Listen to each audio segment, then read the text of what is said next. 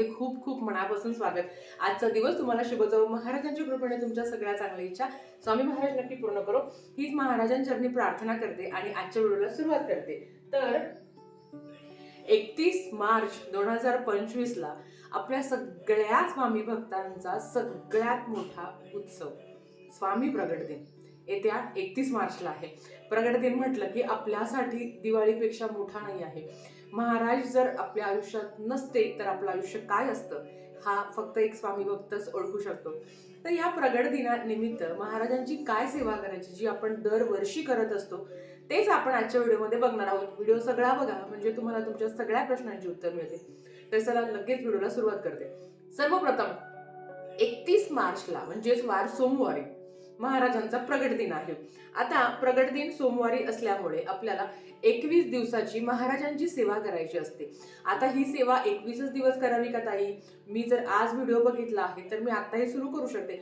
महाराजांची सेवा कधीही मोजून मापून नाही करायची, कारण महाराज देताना कधीच आपल्याला मोजून मापून देत नाही, ते आपल्याला भरभरून देत असतात। म्हणून आता आज 2 तारीख आहे आणि 11 मार्चला आपल्याला सुरुवात करायची असते। 11 मार्च ते 31 मार्च ह्या 21 दिवसाच्या कालावधीमध्ये महाराजांची जास्तीत जास्त जमेल जेवढी जिथे असेल तिथे तुम्ही सेवा करू शकता।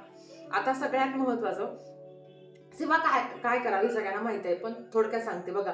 एक लक्षात घ्या, 11 ते 21 मध्ये 21 दिवसाचा कालावधी असतो। आपलं अडचण असते, आपला मासिक धर्म खूप मोठा प्रॉब्लेम असतो की मासिक धर्माचे 4-5 दिवस थांबतात। आता ताई मासिक धर्माच्या 4थ्या दिवशी सेवा करावी का? बघा मला एक सांगायचं आहे, मासिक धर्माचे 4 दिवस हे पाळावे लागतात स्वतःच्या शरीरासाठी आणि आपली जेवढी मानसिकता पण नसते। आजही महिलांना बराच मासिक धर्माचा त्रास म्हणजे होत असतो। तर मग ते 4 दिवस सोडून आपण नंतर 5व्या दिवशी सेवा आपली कंटिन्यू करायची असते। म्हणजेच काय, जर माझे 4 पारायण झाले, मला मासिक धर्म आला तर ते 4-5 दिवस मी थांबणार, नंतर माझं 5वं पारायण होईल। म्हणजे जेवढे पारायण झाले होते त्याच्यानंतर आपल्याला पारायणाला सुरुवात करायची असते।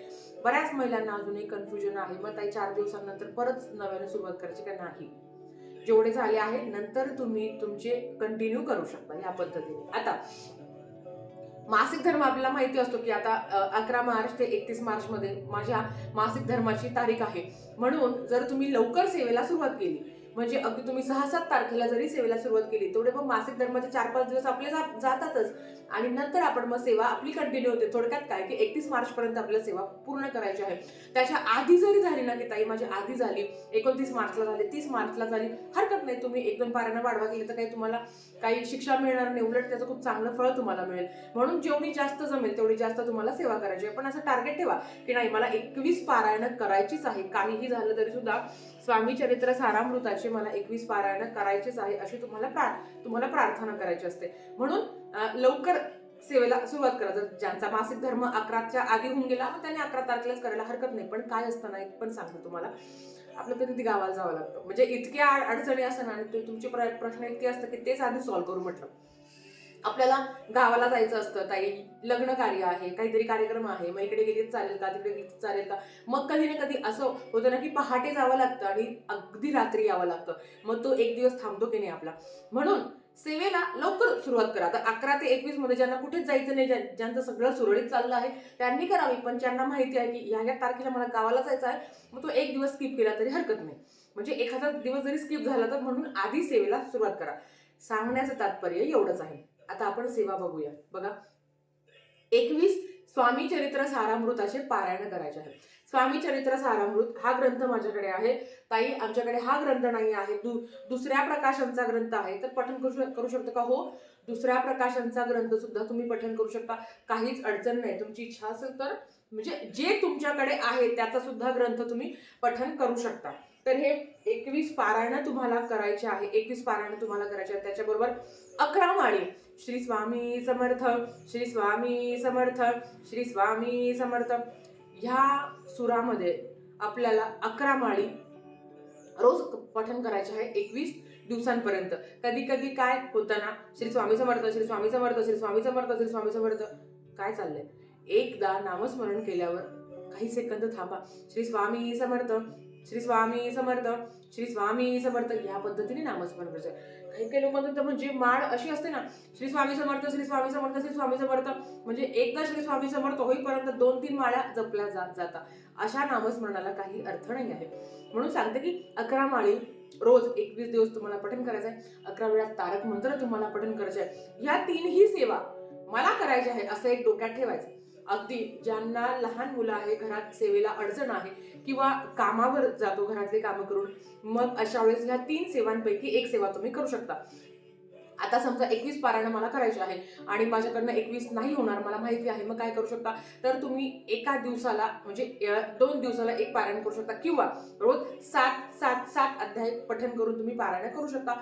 एवढंच की तुमची 7 पारायण होतील. पण आता ज्यांचा वाचायचा स्पीड आहे, मला माहिती आहे 90% महिलांचा एकदम व्यवस्थित वाचनाचा स्पीड झालाय, तर रोज एक पारायण करायला चुकवू नका. आणि अगदी मला 31 तारखेपर्यंत 21 पारायण करायचे आहे. कधी कधी माझं स्किप होऊ शकतो, लहान बाळ आहे, आजारपण आहे, आणि कधी कधी असं होतं की महाराज खरंच परीक्षा बघता, म्हणजे माझी तर बघतातच बघता की काही पण करा, आज ठरवलं ना मी पहाटे उठून वाचणार, आज ठरवलं मी दुपारी वाचणार, तर त्या दिवशी काहीतरी घडतं, कोणीतरी येतं, काहीतरी होतं, मग त्याच्यामुळे ती सेवा थांबून जाते. मग अशा वेळेस एखाद्या 2 दिवस जर सेवेला सुरुवात केली तर अतिशय उत्तम. म्हणजे मी तरी तेच करणार आहे की लहान बाळ आहे आणि कधीतरी काहीतरी घटना घडतातच आणि आपण कितीही ठरवलं तरी सेवा होत नाही. आता महाराजांचं स्वामीचरित्र सारामृत, महाराजांचं नामस्मरण कधी कुठे केव्हाही करू शकता, पण ते अखंड नामस्मरण महाराजांसमोर बसून मन शांत ठेवून 11 माळी जप करणं, याच्यात आनंद वेगळाच आहे.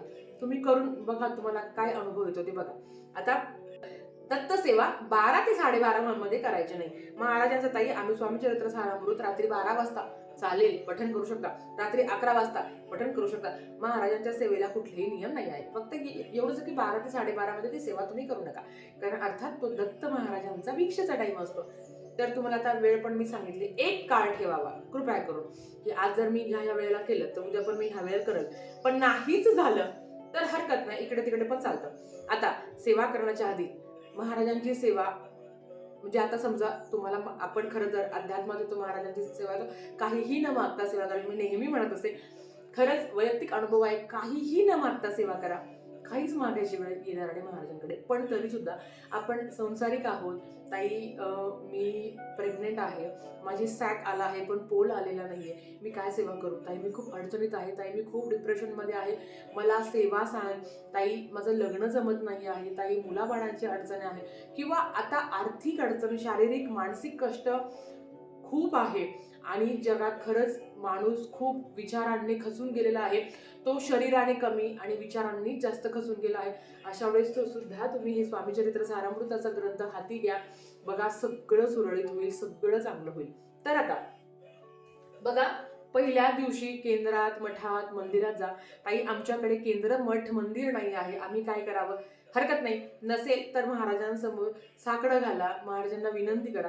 केंद्रात, मठात जाताना नारळ घेऊन जा, खडीसाखर घेऊन जा, महाराजांना विनंती करायची असते, महाराज मी हे कार्य करत आहे. आपण जेव्हा लग्नाची पत्रिका देण्यासाठी महाराजांकडे जातो की किंवा देवांकडे जातो, त्यांना देतो, त्यांना मानपान करतो की माझं असं असं कार्य आहे, निर्विघ्नपणे पार होऊ दे, त्याच पद्धतीने देवांना प्रार्थना, महाराजांच्या मंदिरात, केंद्रात जा, प्रार्थना करा की महाराज माझं असं असं कामासाठी मी 21 स्वामीचरित्र सारामृताचे पारायण करत आहोत, तर हे माझ्याकडनं तुम्ही करून घ्या.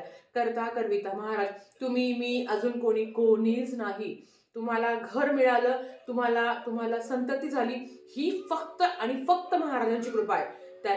त्याच्यामध्ये माझ्यामुळे अजिबात नाही, मी फक्त एक माध्यम आहे, तुमची सेवा, तुमची भक्ती, तुमचे कष्ट आणि त्याच्यामध्ये महाराजांची साथ.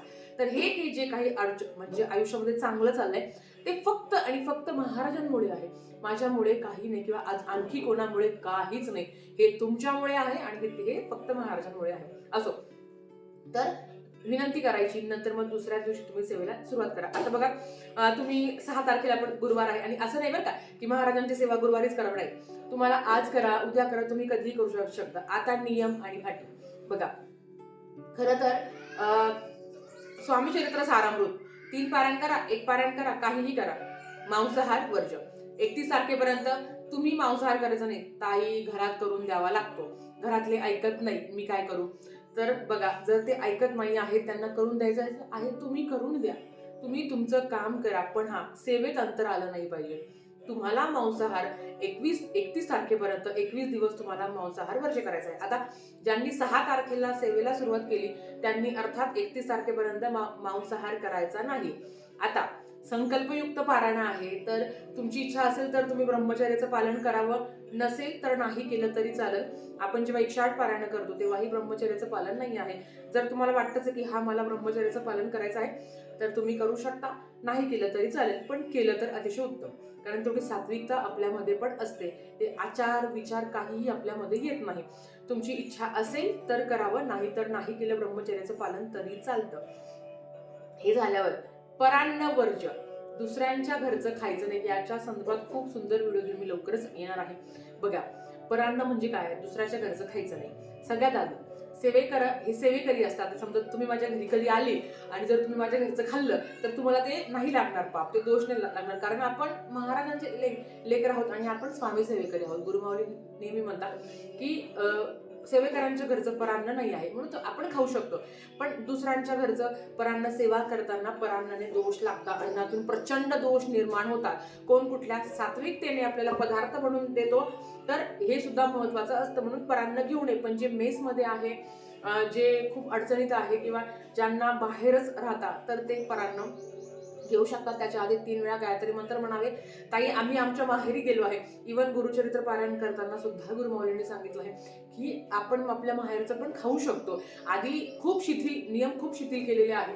म्हणून माहेरी गेल्यावर जर आलीच वेळ तर तुम्ही खाऊ शकता. पण बहीण भाऊ आत्या मामा काका, म्हणजे भावांकडे गेलं तर म्हणजे ते एक माहेरच होतं. पण बहिणीकडे गेलं किंवा अजून मित्रांकडे गेलं, बर्थडेला गेलो, हॉटेलचं खाऊ का? परान्न वर्ज्य आहे. म्हणजे काय? हॉटेलचं नाही खायचं आहे.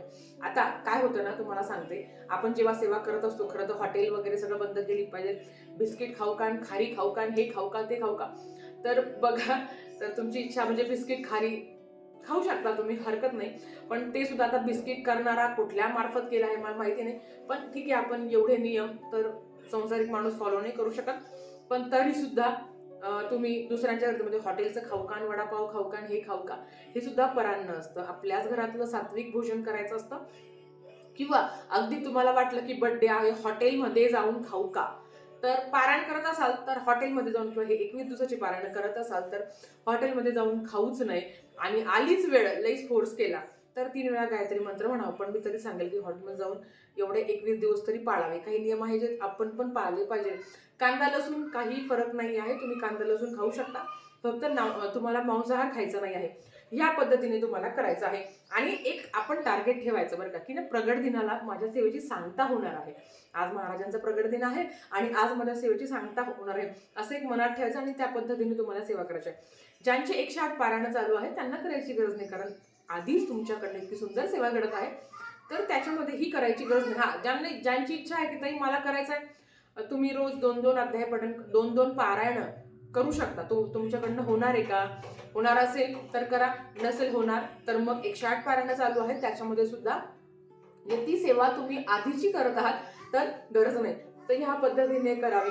बघा, महाराजांची सेवा जो कोणी करत असतो त्याच्या आयुष्यात भरभरून महाराज देतात. आणि मी नेहमी म्हणत असते की महाराज आपल्या आयुष्यात येण्याच्या आधीचं आयुष्य बघा आणि महाराज आपल्या आयुष्यात आल्यावर आत्ताचं आयुष्य बघा, खूप जास्त फरक आहे. आणि सगळ्यात महत्वाचं की महाराजांची सेवा करतो कधी कशाची कमी पडणार नाही आहे. महाराज साक्षीला आहे, आयुष्यात सगळ्यांना भरभरून दिलं आहे, सगळ्यांचं महाराजांनी सगळ्यांचं पूर्ण केलं आहे. असो, चला, तर आजच्यासाठी फक्त इतकं झालेली सेवा महाराजांच्या चरणी मी रुजू करते. आणि कोण कोण पारायण करणार आहे मला सांगा, मी तर करणार आहे. तर व्हिडिओ आवडला असेल तर लाईक शेअर सबस्क्राईब करा. भेटूया परत अशाच एका व्हिडिओ सोबत. तोपर्यंत श्री स्वामी समर्थ.